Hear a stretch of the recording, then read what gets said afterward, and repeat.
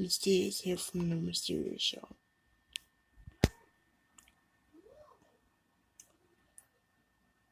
Now, back to what I previously had stated.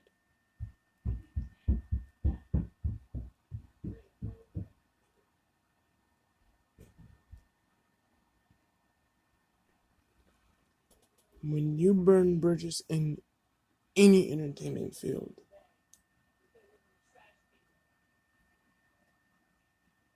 your legacy is pretty much tarnished.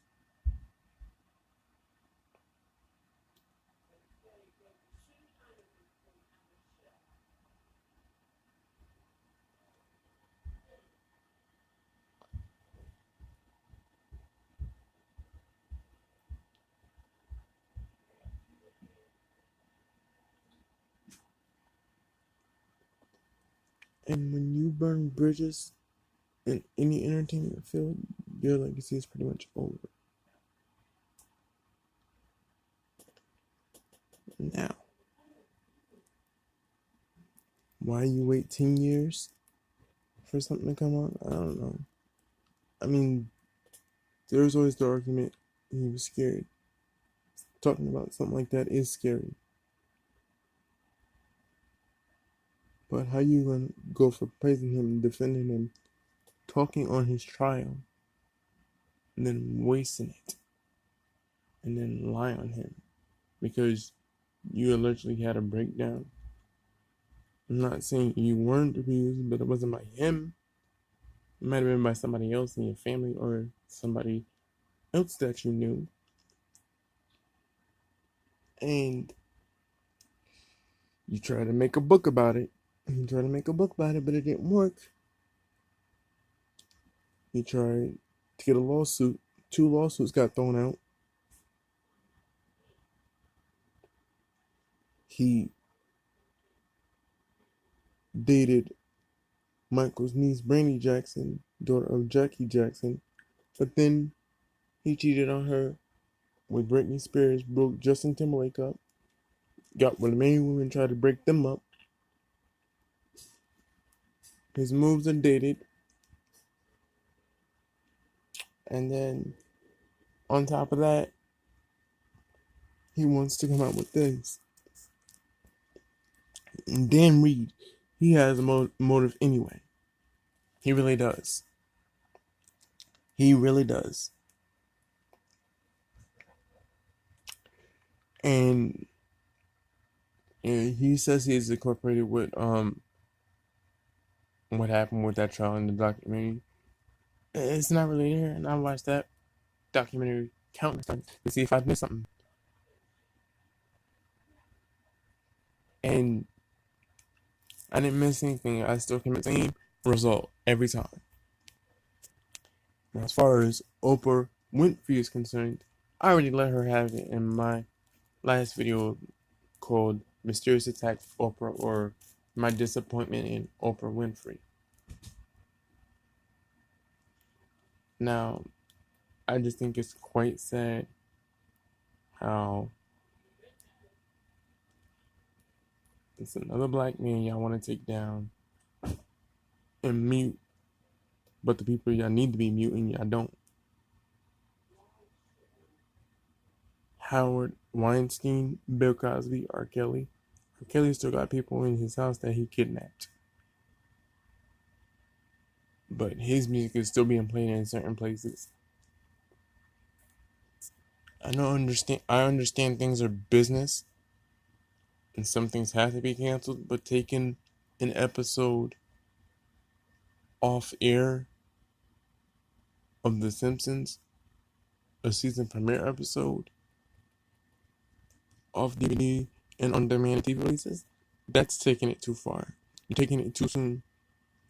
And people just say the arguments, well, he paid the last family in that last suit. His insurance company did. He didn't pay for that. He didn't pay for that at all. His family, the family, did from his insurance company. They figure, oh, he got all this money. He can make this go away. Be that as it may, he wanted to fight that. and he regretted not fighting that. What really killed him emotionally and mentally was the allegations. The media is always talking about how they want a celebrity to do for the greater good. You had somebody to do that. But now that y'all had him, y'all wanted to ridicule him. Everybody made him in any pop culture reference. South Park has done it numerous times. Comedians have done it. Cartoons have thrown little jabs. Other rappers, other singers. You want to ban? You're banning a whole culture that he influenced. Without him, there wouldn't be Brian Lord. Without him, there wouldn't be Usher. There wouldn't have been the R. Kellys. There wouldn't have been the Justin Biebers, the Chris Browns. I mean, all the other artists that he influenced.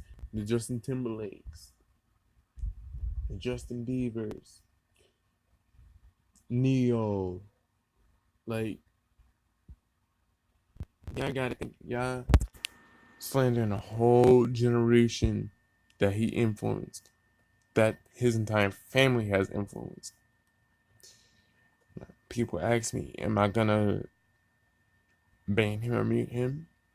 No, because he's innocent. You don't do that to an innocent man. You don't give them a charge. You don't accuse them of something that they didn't do. I mean, you can, but it makes you look like the villain. And that's something you don't want to be, a villain. And I encourage everybody to watch all the documentaries that I named in the previous ones. Living with Michael, the footage you weren't meant to see. You gotta watch that. And you gotta watch Leaving Neverland, the First Look Investigation. Like, watch all the good stuff. And then look at the book, Michael Jackson Was My Lover. It says some of the same stuff, so much stuff that James Safechuck said. And then watch the interview with Michael Jackson's niece, Brenda Jackson, and she basically tells all about it. And it's a financial game he wants, because he's financially busted and financially broke. Okay? And when you burn bridges in any entertainment industry, you tend to lose your revenue. Nobody wants to work with you. He broke up Britney Spears and Justin Timberlake, which executive producers and executive directors and board of directors was working with, because they were the biggest entertainers after Michael. And once you break the rules of the entertainment world or any industry, nobody wants to work with you. You get blackballed instantly. I'm sorry to say, that's what happened to Wade Robson. And there's nothing he can do. That was the only reason why people know of Wade Robson, because of Michael Jackson. The minute he was told he couldn't work on the tributes that they had, he wanted to come out with the allegations that Michael Jackson abused him to 17 years old. It was edited to say he was 7 to 14 years old, but the actual interview says 7 to 17. There were parents there. There wasn't just boys there. There was girls. And their parents, and all the kids were doing was just having pillow fights, eating snacks, having snacks attacks, and just having sleepover and playing video games and playing with toys.